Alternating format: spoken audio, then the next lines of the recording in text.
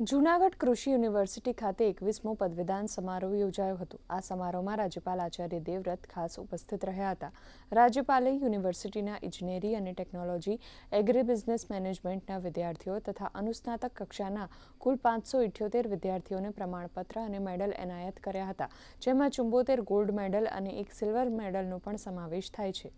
માનનીય આચાર્ય દેવવ્રતે અમને નેચરલ ફાર્મિંગના વિઝન વિશે માહિતીગાર આપેલી છે અને હાલ મારો ફ્યુચરમાં એવો એમ છે કે હું માસ્ટર અને પીએચડી સુધી પરસ્યુ કરું અને ક્યાંક ને ક્યાંક રિસર્ચમાં કોન્ટ્રીબ્યુટ કરીને નેચરલ ફાર્મિંગ અને અધર જે પાર્ટ્સ છે એગ્રીકલ્ચરના એમાં ક્યાંક ને ક્યાંક મારું કોન્ટ્રીબ્યુશન કરું, જેના કારણે આપણા દેશના જે ફાર્મર્સ છે એ એલિવેટ થાય। મને ચાન્સેલર ગોલ્ડ મેડલ મળેલ છે।